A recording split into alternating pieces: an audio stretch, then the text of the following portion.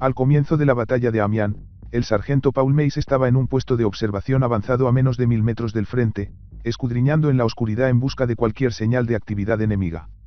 El cuarto ejército británico del general Sir Henry Rawlinson estaba a punto de lanzar una gran ofensiva contra los alemanes. Y el elemento sorpresa era crucial para que los planes aliados tuvieran éxito. Formas oscuras se recortaban contra la penumbra, y sus movimientos rítmicos los marcaban como infantería avanzando. Mace descartó estas formas espectrales, sabiendo que eran tropas del cuarto ejército que se alineaban. Surgieron zarcillos de niebla terrestre. Cada hilo de gasa se teje para formar una capa algodonosa de un pie de profundidad. Estas nieblas se hicieron aún más espesas, reduciendo la visibilidad a casi cero, pero había algo casi fascinante en esta literal niebla de guerra. Mace contempló la densa masa blanca, pero su ensoñación fue interrumpida por el quejumbroso zumbido de un teléfono de campaña. El general Rawlinson estaba al teléfono y preguntaba si había alguna actividad enemiga. Todo tranquilo, respondió Mace, pero después de colgar el auricular, escalofríos involuntarios recorrieron su cuerpo por el frío y la emoción. Era el 8 de agosto de 1918 y el ataque comenzaría exactamente a las 4:20 de la madrugada. En otra parte del campo, el conductor del tanque AC. Bacon decidió que era hora de salir un rato de su máquina.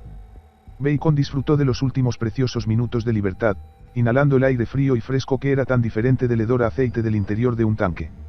Era casi la hora cero, así que Bacon, medio de mala gana, volvió a sentarse en su estrecho asiento del conductor. Luego se aseguró de que su revólver Webley estuviera cargado y de que su máscara antigas estuviera a mano. Bacon conducía un tanque Mark V, un monstruo de metal de 28 toneladas diseñado para pulverizar la primera línea del enemigo y lograr un avance mediante pura fuerza bruta. El tanque había sido objeto de controversia desde sus inicios. E incluso sus defensores más fieles admitieron que esta incipiente arma no estaba exenta de defectos.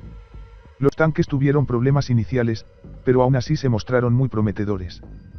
Tal vez se destacarían en Amiens. El conductor Bacon así lo esperaba. Lea más sobre las guerras que dieron forma a la historia moderna en la revista Militaire y Geratillo. Una colonia de gigantes dando portazos. A las 4:20 el silencio de una mañana francesa antes del amanecer fue bruscamente roto por el rugido colectivo de 2000 cañones británicos. Se desató el infierno, los estruendosos estallidos iluminaron el horizonte mientras un huracán de proyectiles caía sobre las líneas alemanas. El fuego de artillería se fusionó para crear un estruendo casi indescriptible. Un observador lo comparó con una colonia de gigantes que golpeaban puertas de hierro tan rápido como podían. Pero muchas otras ofensivas se habían iniciado con bombardeos espectaculares, solo para terminar en un sangriento fracaso. Esta batalla sería diferente.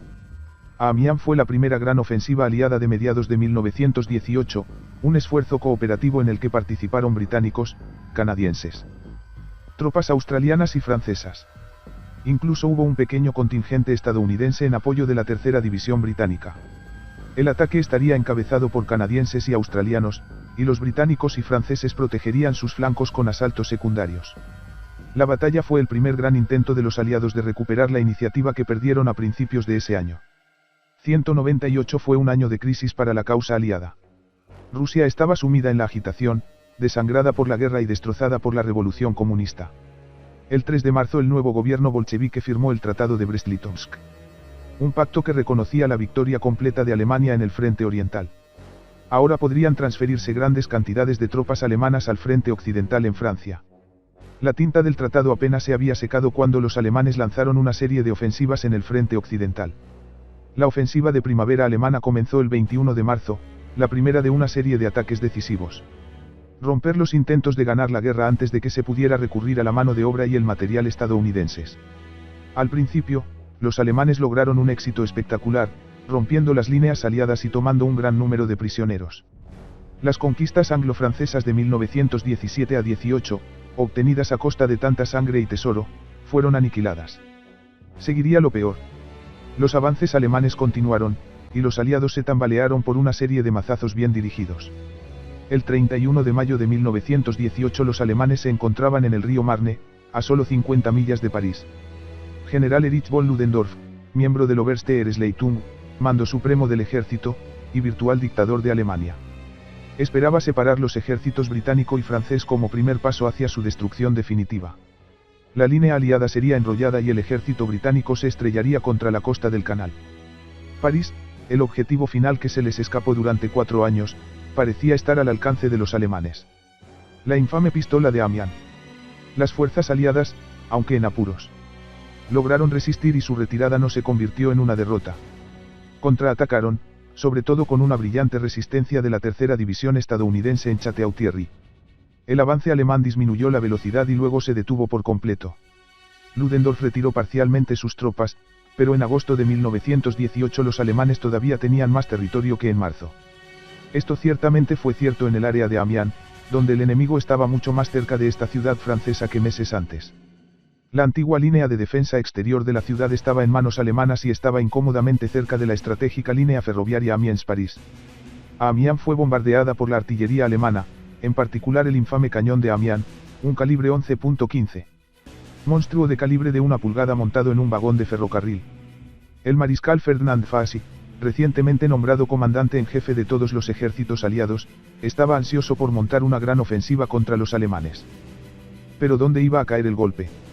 Foch era un activista duro y experimentado, y anticipó que la guerra se prolongaría hasta bien entrado 1919. Aún así, no era hombre que dejara que el enemigo siguiera teniendo la iniciativa. Foch escribió al mariscal de campo Sir Douglas Haig, comandante en jefe de los ejércitos británicos que luchaban en Francia, sugiriendo una ofensiva británica en las proximidades del canal Basse. Haig se mostró receptivo, pero tenía una comprensible aversión a las regiones húmedas y pantanosas del norte de Francia. Toda una generación de británicos había sido sacrificada en Ypres y Passchendaele y Haig no quería repetir la experiencia. No, le escribió a Foch, no veía ninguna ventaja en un avance sobre la región llana y pantanosa. El mariscal ofreció una contrapropuesta, inspirada en las recientes acciones del Cuarto Ejército Británico en Hamal.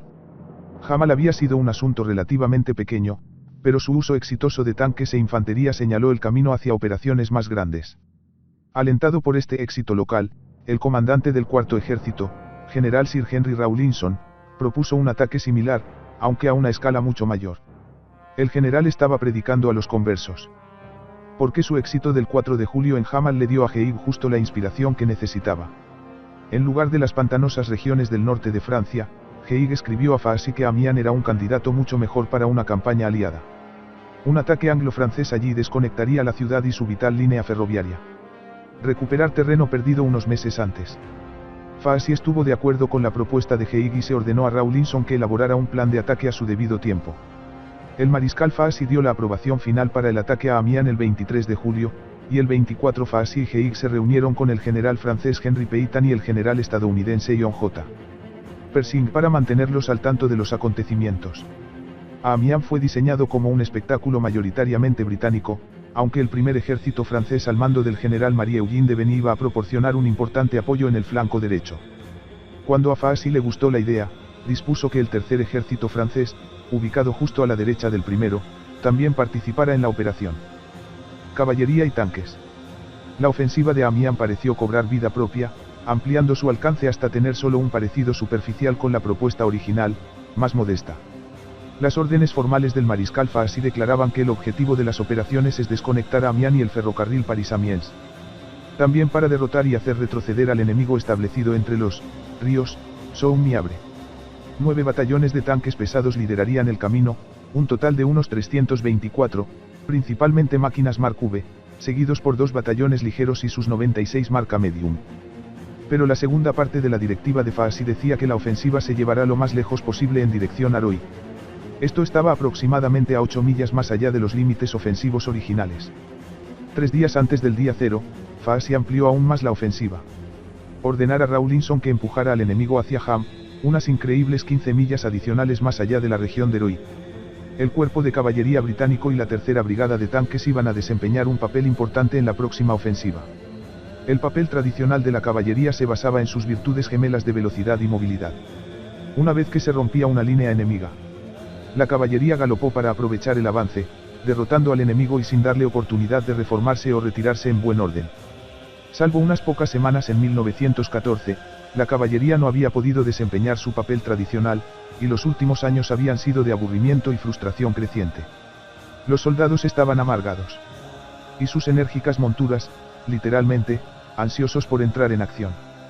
Un gran avance en Amiens parecía ofrecer una oportunidad largamente esperada para la caballería, y la emoción aumentaba a medida que se acercaba el día.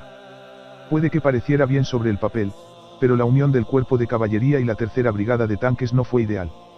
El comandante del cuerpo de tanques, el general Huguelles, pensó que era una auténtica locura, una opinión compartida por la mayoría de sus hombres.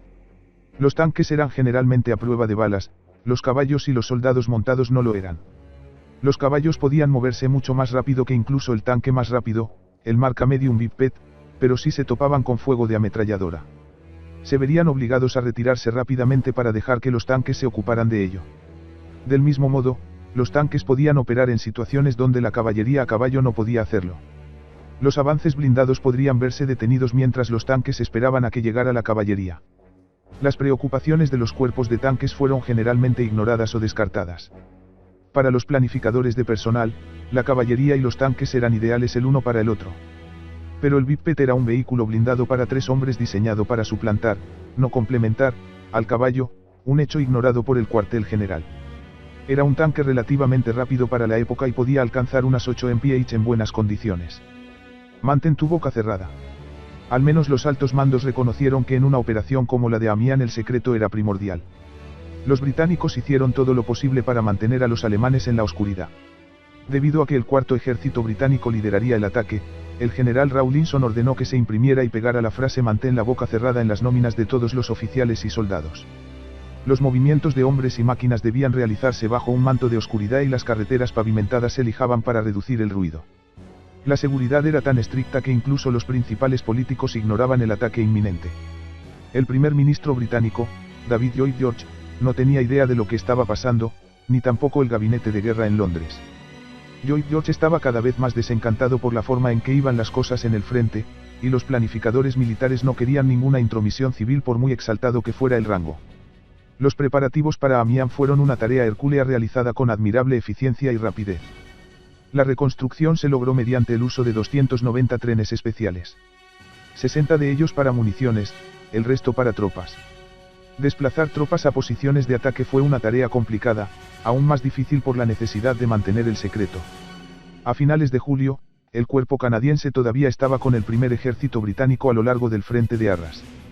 El teniente general Sir Arthur Currie, comandante del cuerpo canadiense, fue informado del esfuerzo de Amiens el 20 de julio, pero a sus comandantes de división no se les informó hasta el 31 de julio. 2 batallones de infantería canadienses, 2 estaciones de compensación de bajas y la sección de comunicaciones inalámbricas del cuerpo fueron enviados al norte de Flandes como señuelos. La artimaña funcionó. Los alemanes no se dieron cuenta cuando el cuerpo canadiense comenzó a avanzar hacia el sector del cuarto ejército el 30 de julio. La recién nombrada Royal Air Force iba a desempeñar un papel destacado en la operación, proporcionando apoyo aéreo cuando y donde fuera necesario. Antes de la ofensiva, la cobertura audible la proporcionaban enormes bombarderos Hadley Page. El ruidoso zumbido de sus motores ahogaba los sonidos de los tanques al colocarse en posición. La supremacía aérea aliada en la zona de Amiens era completa, con un total de 1904 aviones de todo tipo. Los alemanes apenas pudieron reunir 365 máquinas. La gasolina es un gusto adquirido por el cuerpo de tanques. El cuerpo de tanques descubrió que prepararse para una ofensiva era una tarea apasionante. Al conductor A.C.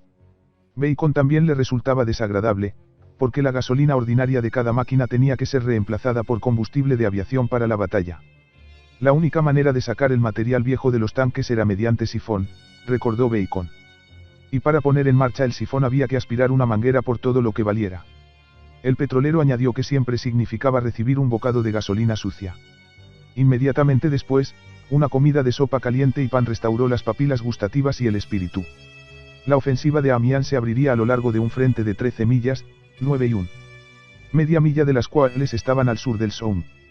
Además, el primer ejército francés operaría a lo largo de un frente de 7 millas. El avance se dividió en etapas y con un calendario estricto.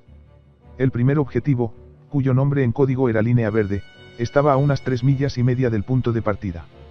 La línea roja fue la siguiente, unas 3 millas más adelante. La línea azul siguió sucesivamente, y si se hubiera ganado esta última, se habría logrado una penetración de quizás 8 millas.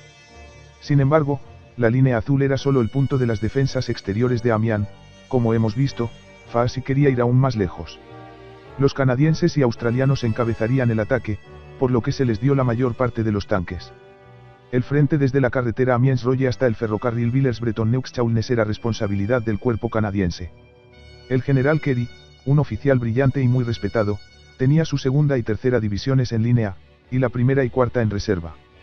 Por el contrario, los australianos estaban a la izquierda de los canadienses. Responsable del frente que va desde el ferrocarril Villers-Bretonneux-Chaulnes hacia el norte hasta el Somme. El comandante del cuerpo australiano, el teniente general Sir John Monast, era un buen táctico cuyos esfuerzos en Jamal habían servido de inspiración para la ofensiva actual. A muchos miembros del alto mando británico no les agradaba. Porque técnicamente no era un soldado profesional y también porque era judío. Monast tenía sus divisiones segunda, tercera y cuarta en línea, la primera y quinta en reserva. La tarea de apoyo asignada al tercer cuerpo británico no era envidiable. El tercero había resultado muy ensangrentado durante las anteriores ofensivas alemanas. Sus filas están formadas por veteranos maltratados y adolescentes verdes. Tal como estaban las cosas, el ejército británico de 1918 carecía de personal suficiente y la mitad de sus formaciones estaban ocupadas por jóvenes inexpertos menores de 19 años. El sector del tercer cuerpo británico estaba al norte del Somme, un área tan cortada por barrancos y estribaciones que no era un país ideal para tanques. Debido a esto, y como el avance principal iba a llegar más al sur, el tercero tenía solo un batallón de tanques. El golpe de Amiens iba a caer sobre el segundo ejército alemán y el 18º ejército alemán. El segundo ejército alemán al mando del general Georg von der Mauritz tenía 10 divisiones en línea, mientras que el 18º al mando del general Oskar Otier tenía 11 divisiones en línea. Ambos ejércitos tenían fuerzas insuficientes, con un recuento divisional promedio de alrededor de 3.000 efectivos. Las defensas alemanas alrededor del sector de Amiens eran pobres o promedio, y las elaboradas artimañas que habían empleado los aliados adormecieron a los alemanes y los sumieron en un estado de ánimo peligrosamente somnoliento. Como se señaló anteriormente, la batalla de Amiens comenzó con un atronador bombardeo. Si bien el tanque jugó un papel importante a finales de 1918, a veces se pasa por alto la contribución de la artillería. En batallas anteriores los aliados solían telegrafiar sus intenciones con un bombardeo preliminar que podía durar muchas horas. En Amiens el bombardeo comenzó en el preciso momento de la ofensiva, sin dar a los alemanes ningún aviso previo de un ataque inminente. Los aliados demuestran el uso creativo del fuego de artillería. El uso de la artillería por parte de los aliados, particularmente los británicos, se estaba volviendo más sofisticado. La observación aérea de las posiciones de los cañones enemigos transmitió datos vitales a las líneas británicas. Destello. Detectar, observar el destello de una pieza de campo enemiga y registrar su ubicación exacta, también se estaba convirtiendo en un gran arte. Pero quizás la técnica más sofisticada fuera la del rango de sonido. Varios micrófonos estratégicamente colocados captaron las ondas sonoras de un arma alemana disparando cuando los impulsos alcanzaron el aire. La descarga se registraría en una película y podría ser leída por personal capacitado. Todos estos métodos fueron de vital importancia para enmascarar o suprimir el fuego de artillería alemán durante un ataque aliado. Cuando se abrió la ofensiva, 2/3 de la artillería británica estaban dirigidos a los cañones alemanes y 1/3 al apoyo directo de infantería y tanques. En un sentido, el fuego de supresión de artillería también servía de apoyo a los tanques, porque estas pesadas bestias metálicas eran vulnerables a los proyectiles alemanes. Cuando se inició la ofensiva, los proyectiles británicos cayeron sobre las posiciones de artillería enemigas con una precisión milimétrica y un efecto devastador. Las baterías cuidadosamente escondidas quedaron destruidas y sus tripulaciones murieron o resultaron heridas. Primero fue una pantalla de hostigadores, seguida por tanques Mark V. Pequeñas columnas de infantería se refugiaron detrás de algunos de los tanques, luego llegaron tropas de apoyo en formación de compañías. El avance fue precedido por un bombardeo progresivo, una lluvia de proyectiles sincronizados con tanta precisión que mantuvieron el ritmo de los tanques y la infantería. El bombardeo comenzó a 200 metros de las tropas aliadas que avanzaban, luego se elevó y avanzó 100 metros cada 3 minutos. Elementos destacados de canadienses y australianos estaban protegidos por un muro de continuas explosiones. Fieras flores de humo, tierra y fragmentos de conchas brotaron en lo alto del cielo, llenando el aire con el hedor acre de la cordita. La tierra de nadie fue cruzada con poca oposición. La segunda y tercera divisiones australianas lideraron el ataque en su frente, su avance fue rápido y generalmente según lo previsto gracias a la artillería y la presencia de tanques. Los Mark V aterrorizaron a los alemanes y la niebla no hizo más que aumentar sus temores. Incluso los soldados alemanes más severos huyeron de los tanques aliados. La infantería alemana oiría primero los tanques, el ruido ensordecedor de los motores y el ruido metálico rítmico de las orugas reverberando a través de las nieblas algodonosas. De repente, los tanques emergían de la niebla, formas oscuras y siniestras que escupían muerte con ametralladoras y 6. cañones de libra que estaban montados en patrocinadores laterales. Los tanques ya eran objeto de pavor, pero los finos zarcillos de niebla que aún abrazaban el suelo les daban una cualidad espectral adicional que debía haber sido escalofriante. Muchos alemanes huyeron, pero el avance australiano no fue fácil de superar. Los ametralladores alemanes parecían estar hechos de un material más duro. Saludando a las unidades aliadas que avanzan con un chorro de bienvenida de plomo caliente. Los tanques generalmente solucionaban tales obstrucciones con relativa facilidad. En la mayoría de los casos, señala una historia oficial, la tripulación, de la ametralladora, se rindió cuando la máquina se acercó o huyó. Algunos huyeron, pero no todos. En el pueblo de Marcel Cave, la máquina alemana. Los nidos de armas atraparon a la infantería con fuego de enfilada. El tanque masculino Mark V del teniente Cr. Persiade acudió al rescate y derribó los 6 puestos alemanes en media hora. Los alemanes fueron atacados por los proyectiles de 6 libras del tanque, abatidos por sus ametralladoras o aplastados por sus orugas.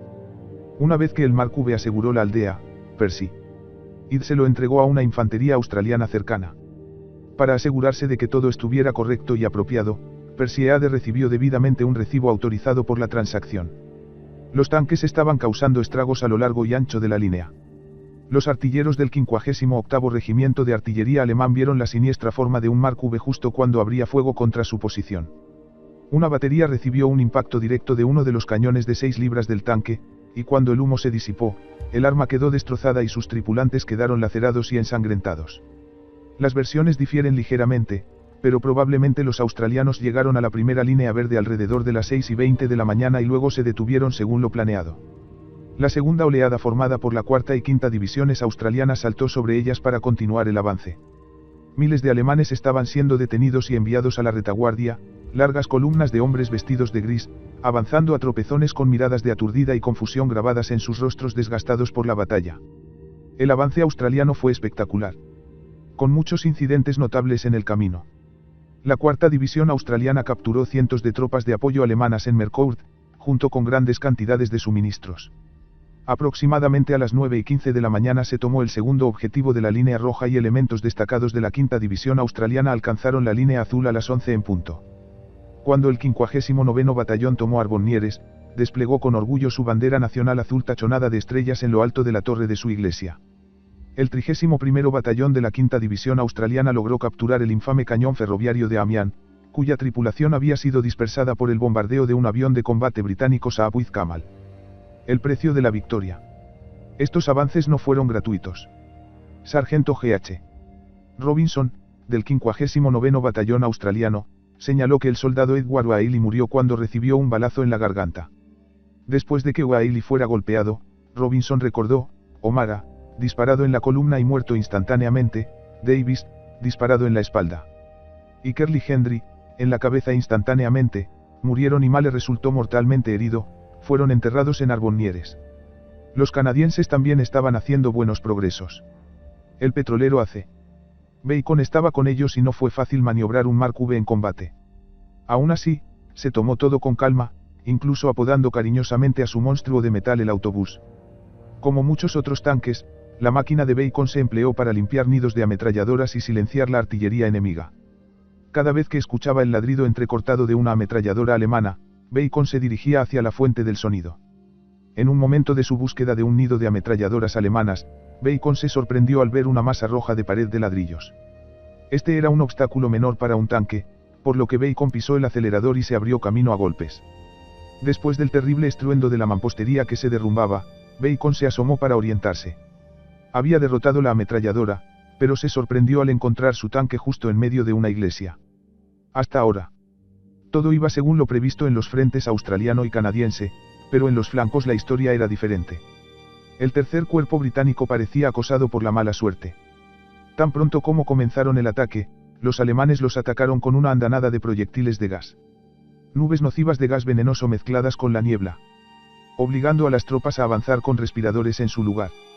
Como se señaló anteriormente, tenían pocos tanques, y en algunos círculos se dijo, probablemente injustamente, que las palizas anteriores a manos de los alemanes los hacían tímidos. Una vez que se disipó la niebla a las 10:30 se avanzó mejor. En el flanco derecho, el XXXI cuerpo francés del primer ejército había avanzado unos 45 minutos después de sus aliados británicos, después de haber esperado un bombardeo preliminar para debilitar la resistencia alemana. Era un método de ataque anticuado, pero los franceses tenían tan pocos tanques que se consideró un recurso necesario. 5.000 bajas alemanas y 161 armas destruidas. Mouruil fue tomado, y luego Mezieres y Fresnoy, pero solo después de duros y sangrientos combates. Aunque involuntariamente, el retraso benefició a los franceses.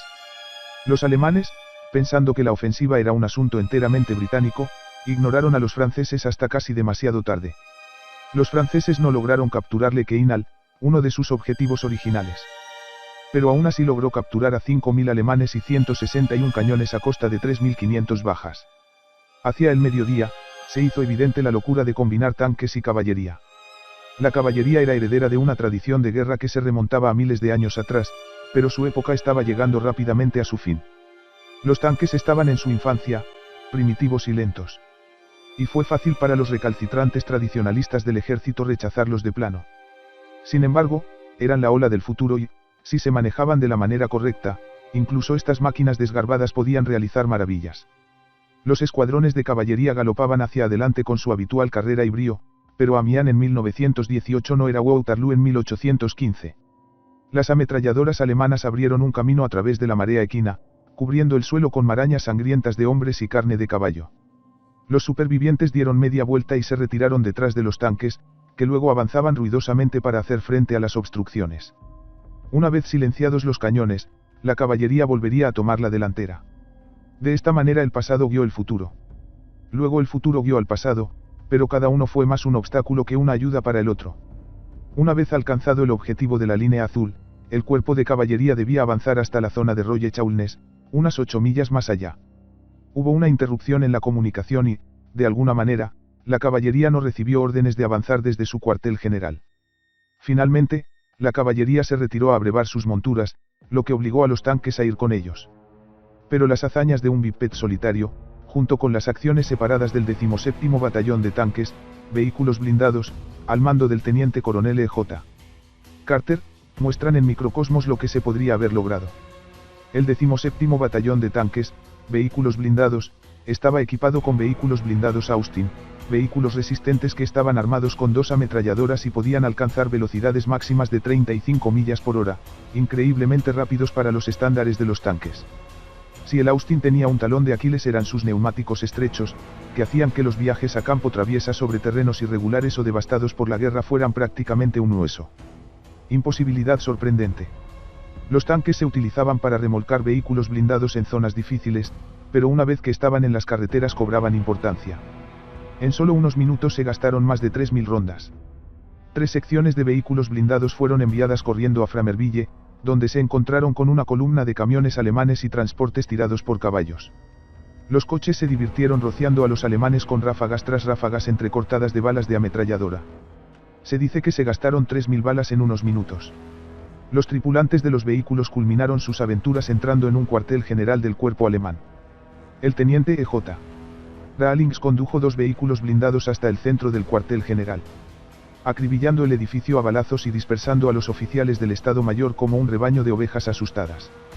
Los coches dispararon a tan corta distancia que 4 oficiales alemanes fueron abatidos en una sola ráfaga de plomo. Cuando el cuartel general estuvo seguro, los tripulantes salieron de sus sofocantes vehículos para echar un vistazo a su alrededor. Comenzaron a hurgar entre las balas. Registraron el edificio lleno de cadáveres y encontraron un mapa del segmento local de la línea de fortificaciones Hindenburg. Fue un increíble golpe de suerte y un gran golpe, porque el mapa estaba completo en cada detalle. La tripulación de 3 hombres del tanque Biped Musical Box vivió una de las aventuras más increíbles de toda la guerra. La odisea comenzó aproximadamente 2 o 3 horas después de la hora cero, cuando el pequeño y valiente tanque se enfrentó a una batería alemana que ya había destruido 2 enormes Mark V. Aprovechando su velocidad relativa, Musical Box rodeó el flanco de la batería y atacó desde atrás. Todos los artilleros alemanes murieron o resultaron heridos en cuestión de minutos. El comandante de Musical Box, el teniente C.B. Arnold, luego echó una mano a las patrullas de caballería que fueron detenidas por intenso fuego de rifle a lo largo del borde de un campo de maíz. Musical Box acabó rápidamente con los alemanes, pasando por encima de sus fosas de tiro y rociando la zona con una fuerte lluvia de balas de ametralladora. El pequeño Biped viajaba ahora a lo largo del extremo sur del ferrocarril Amiens-Chaulnes, cerca de Guillaucourt, deteniéndose solo para derribar un poste de ametralladora en un puente que cruzaba las vías, liberando todo el potencial del biped. Debe haber sido un momento emocionante para Arnold y su equipo. Estaban solos ahora, libres de sus problemáticos compañeros de caballería. Sin estas piedras de molino equinas alrededor del cuello, Arnold podría usar su propio criterio e iniciativa. Como todos los tanques de la Primera Guerra Mundial, el marca biped no estaba exento de defectos, pero ahora la naturaleza ofensiva y depredadora del tanque podía realizarse plenamente. Musical Box se detuvo mientras el teniente Arnold examinaba minuciosamente un mapa, tratando de decidir su próximo curso de acción. La niebla se había disipado, exponiendo al biped al resplandor despiadado de un sol de agosto. El sudor empapaba los uniformes y respirar en un tanque era como respirar en un horno, pero los camiones estaban acostumbrados a la incomodidad. La insignia de tanque de estambre blanca que llevaban en la manga derecha los proclamaba como una raza especial de hombres. Arnold miró fijamente el mapa. Si su información era correcta, Musical Box estaba cerca de un campamento alemán. El teniente decidió comprobarlo por sí mismo. El biped llegó al campamento alemán justo cuando el enemigo estaba haciendo las maletas preparándose para la huida. Musical Box recorría las cabañas como un zorro en un gallinero, con sus ametralladoras escupiendo plomo candente. 60 o más alemanes fueron abatidos en el tiroteo que siguió y el resto huyó. Recién salido de esta hazaña, el biped atacó una columna de transporte alemana cerca de Rosieres, cortándola gravemente y dispersando a los supervivientes. El teniente Arnold y sus hombres se encontraban ahora muy detrás de las líneas enemigas, un tanque solitario en un mar de alemanes. Musical Box había sido sometida a intenso fuego de ametralladora alemana. Una lluvia de balas que golpearon y rebotaron contra la piel metálica del tanque. Pero uno de los defectos de diseño del marca biped fue que llevaba combustible adicional en latas expuestas en el techo. Las latas de Musical Box quedaron acribilladas y la gasolina se filtró en el compartimiento de la tripulación en una inundación nociva. El fuego alemán era cada vez más intenso. Y el olor acre de la gasolina era tan fuerte que Arnold y sus hombres se vieron obligados a ponerse sus máscaras de gas / respiradores.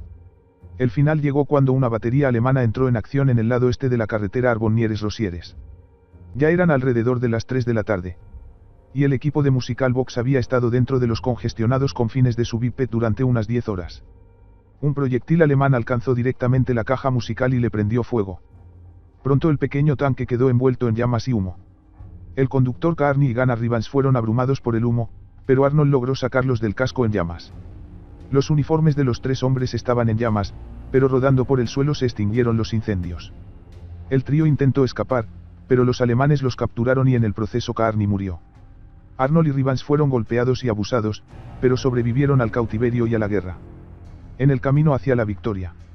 Al caer la noche quedó claro que Amiens era un éxito rotundo.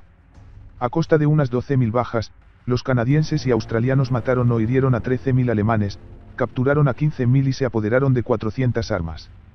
Mejor aún, los aliados habían avanzado unas 8 millas desde su punto de partida. La batalla se reanudó el 9 de agosto y continuó intermitentemente hasta el 11. Se obtuvieron ganancias. Pero no tan espectacular como el primer día. Los avances aliados los habían colocado en el borde mismo del antiguo campo de batalla de Somme, una pesadilla de cráteres de proyectiles, alambres de púas oxidados y trincheras abandonadas. Ese terreno era cualquier cosa menos un país de tanques. Además, muchos tanques habían sido destruidos, abandonados o habían sufrido averías mecánicas el primer día. Solo 145 tanques estaban aptos para el servicio el segundo día, 67 el tercero. Los alemanes también se apresuraron a enviar nuevas divisiones, cauterizando la herida en su frente antes de que pudiera convertirse en una hemorragia fatal. Antes de la batalla el coronel J.F.C. Fuller del Tank Corps había sugerido que los 96 biped se usaran como una unidad ofensiva. No dispersos y atados a la caballería. Una vez que los tanques pesados y la infantería lograron el avance inicial, los bipeds podrían haberse hundido profundamente en las líneas enemigas, avanzando hacia el sur detrás de los alemanes de cara a los franceses. Atrapado entre el martillo de biped y el yunque francés, el 18º ejército alemán podría haber sido destruido. O al menos gravemente comprometido. La sugerencia de Fuller cayó en oídos sordos, pero Amiens seguía siendo el mayor triunfo aliado desde el Marne en 1914. Los aliados habían liberado unas 110 millas cuadradas en el primer día de su avance. Amiens encaminó a los aliados hacia la victoria, inaugurando las campañas de los últimos 100 días que conducirían al armisticio del 11 de noviembre de 1918. El ejército alemán estaba cansado de la guerra y cada vez más vulnerable después de Amiens. La batalla propagó la enfermedad del miedo y la desesperanza entre las filas alemanas, un contagio que la disciplina militar pudo frenar pero no detener. Para los alemanes, Amiens fue die Katastrophe des 8 de agosto de 1918. El general Ludendorff pudo ver la letra en la pared cuando llamó al 8 de agosto der Schwarze Tag, el día negro, del ejército alemán.